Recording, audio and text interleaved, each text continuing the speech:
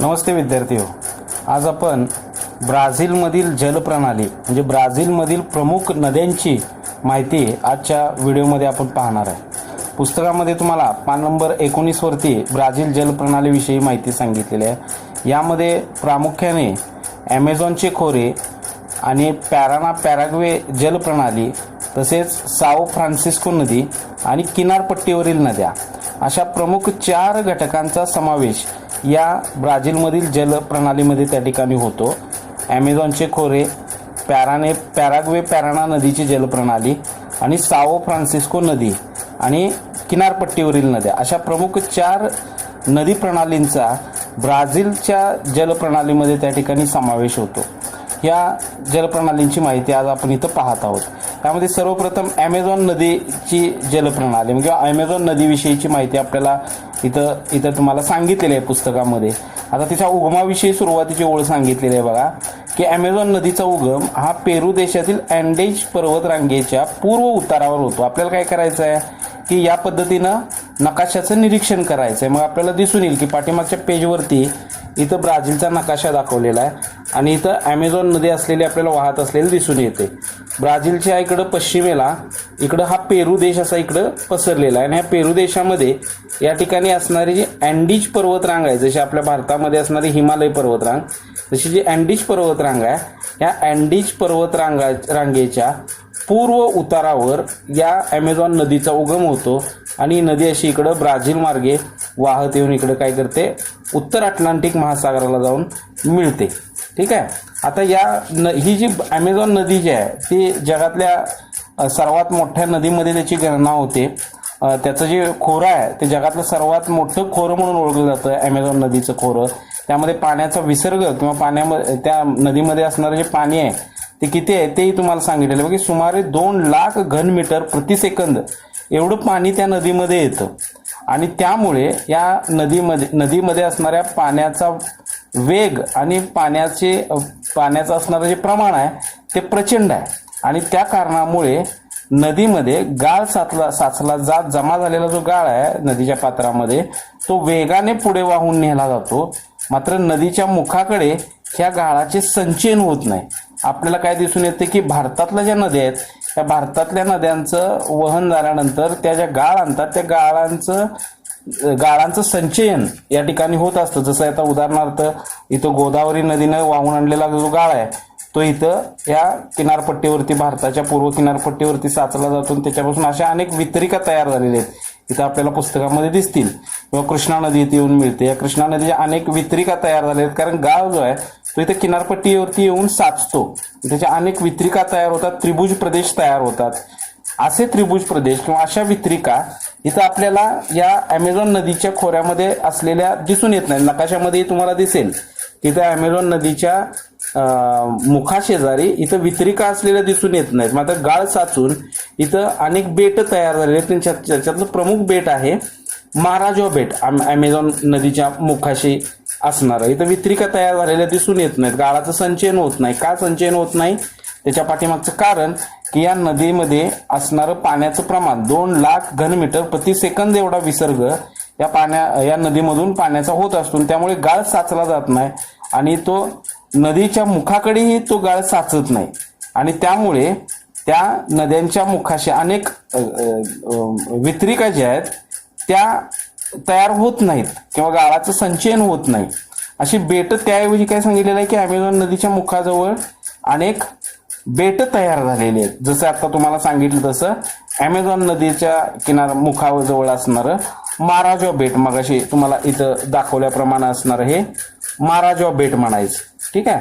दुसरी गोष्ट की ह्या ॲमेझॉन नदीचा जो मुखाचा भाग आहे या मुखाची रुंदी तुम्हाला इथं सांगितलेली आहे की 150 किलोमीटर इतकी त्या नदीच्या मुखाची रुंदी आहे.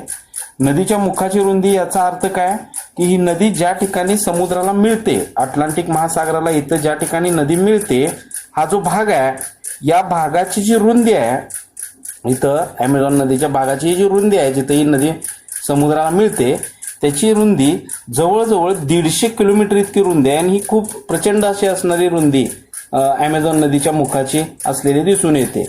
ही जी नदी आहे ती ब्राझीलच्या ह्या उत्तर दिशेने त्या ठिकाणी उत्तर दिशेतून वाहते, उत्तरेकडे ब्राझीलच्या आहे आणि ही पश्चिमेकडून पूर्वेकडे या पद्धतीनं ही ॲमेझॉन नदी वाहत जाऊन अटलांटिक महासागराला मिळते म्हणायची. अशी ही ॲमेझॉन नदीची माहिती सांगितलेली आहे. प्रचंड पाणी इथं आहे. विषुववृत्त हे ॲमेझॉन नदीच्या खोऱ्यातून गेलेले असल्यामुळे बारमाही तिथं पर्जन्याचं प्रमाण, पावसाचं प्रमाण हे जास्त असतं आणि सदाहरित वर्षावनं सुद्धा या ब्राझीलच्या ॲमेझॉन नदीच्या खोऱ्यामध्ये त्या ठिकाणी आढळतात. दुसरी तुम्हाला जलप्रणाली सांगितलेली आहे बघा, पॅराग्वे पॅराना जलप्रणाली. आणि ही जलप्रणाली कुठे आढळते तर ब्राझीलच्या नैऋत्य भागात आढळते. आता आपल्याला नकाशामध्ये इथं दिसेल, हा ब्राझीलचा नकाशा आहे. ब्राझीलची असणारी ही नैऋत्य दिशा म्हणायची, या बाजूची असणारी. आणि इथं आपल्याला पॅराग्वे नदी दिसते आणि इथं पॅराना नदी दिसते.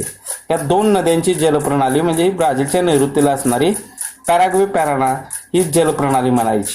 आता ह्या ज्या दोन्ही नद्या आहेत, त्या दोन्ही नद्या इथं असणारी जी ब्राझील उच्चभूमी आहे, ह्या ब्राझील उच्चभूमीवरून या नद्या, पॅराना नदी तुम्हाला दिसून येईल की ब्राझील उच्चभूमीवरून उगम पावते आणि त्या ठिकाणी इकडं वाहत आलेली आपल्याला दिसून येते. म्हणजे ब्राझीलच्या दक्षिण उतारावरून, इथं तुम्हाला पुस्तकामध्ये सांगितलेलं आहे बघा, ब्राझील उच्चभूमीच्या दक्षिण उतारावरून पाण्याचा पुरवठा या पॅराग्वे आणि पॅराना या नद्यांना त्या ठिकाणी होतो. तसेच उरुग्वे नदी जी आहे इथं असणारी अतिदक्षिणेला, या उरुग्वे नदीकडून सुद्धा या पॅराग्वे आणि पॅराना या दोन्ही नद्यांना काय होत असतो, जल पुरवठा होत असतो. अशी दुसरी नदी प्रणाली म्हणायची.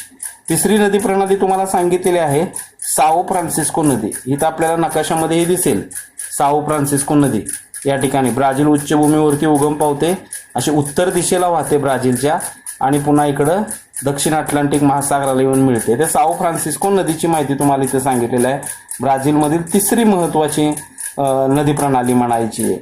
ठीक आहे. या नदीचं वैशिष्ट्य असं की या नदीचा पूर्ण पाणलोट क्षेत्र, म्हणजे तुम्हाला पुस्तकामध्ये सांगितलेलं आहे बघा, पाणलोट क्षेत्र याचा अर्थ या नदीचं संपूर्ण खोरं हे पूर्णतः ब्राझीलमध्येच आहे. जशी ॲमेझॉन नदी पेरू देशामधून उगम पावून इकडे येते किंवा पॅराग्वे पॅराना या नद्या इकडे अर्जेंटिना देशामध्ये जातात, तशी ही साओ फ्रान्सिस्कोची नदी आहे ती पूर्णतः ब्राझील देशामध्येच आहे. तिचं पाणलोट क्षेत्र ब्राझील देशामध्येच आहे आणि या भागात सुमारे 1000 किलोमीटरपर्यंत ही अंतरापर्यंत ही नदी इकडं उत्तरेकडे वाहते. म्हणजे ब्राझील उच्चभूमीवरून उगम पावून ही नदी इकडं उत्तरेला 1000 किलोमीटरपर्यंत इकडं उत्तरेला त्या ठिकाणी वाहत जाते व त्यानंतर पूर्वेकडे ती वळसा घेते आणि अटलांटिक महासागराला जाऊन त्या ठिकाणी मिळते. आणि या नदीच्या मुखाजवळील या साओ फ्रान्सिस्को नदीचा सुद्धा जो मुखाजवळील भाग आहे, या भागाची रुंदी सुद्धा आपल्याला सांगितलेली आहे बघा, 250 किलोमीटर,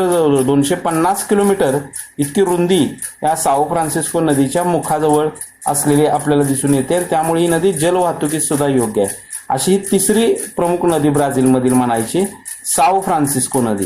त्याच्या व्यतिरिक्त ब्राझीलच्या किनारपट्टीला आपल्याला इथं किनारी नद्या असलेल्याही दिसून येतील. किनारी प्रदेशातील नद्या पुढे तुम्हाला पॉईंट सांगितले आहे. प्रामुख्याने यामध्ये तुम्हाला दिसून येईल बघा की हा जो उत्तर अटलांटिक किनारा आहे, उत्तर अटलांटिक महासागराची ही किनारपट्टी, या ठिकाणी आपल्याला उत्तर किनारपट्टीला असणाऱ्या नद्या दिसून येतील बघा, इटाका पेरू नदी, पारानिबा नदी.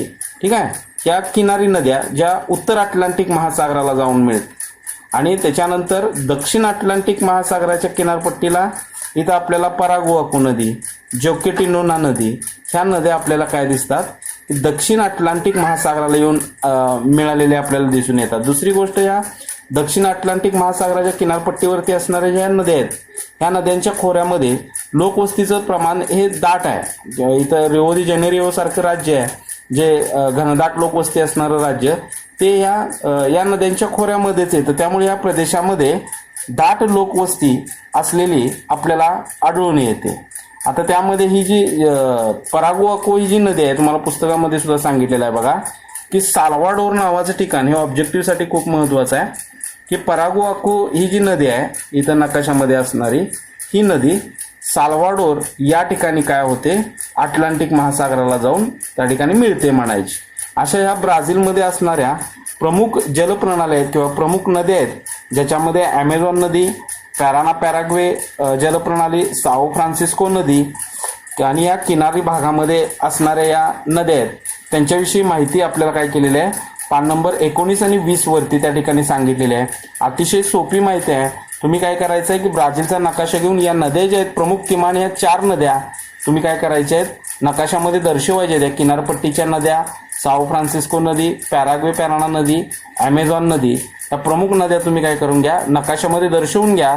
या भागाचं वाचन करा आणि यावर आधारित एक प्रश्नसंच पुढच्या वेळेला मी सेंड करणार आहे आणि त्या तो प्रश्नसंच सोडवून तुम्ही मला सेंड करायचा आहे. आता यानंतर हा धडा इथं संपतोय आणि तुम्ही काय करायचं आहे की या धड्याचा जो स्वाध्याय आहे तो स्वाध्याय लिहायला काही हरकत नाही. स्वाध्याय लिहून मला सेंड करा. याच्यानंतर आपण पुढं राज्यशास्त्राचा भाग पाहायला सुरुवात करणार आहोत. धन्यवाद.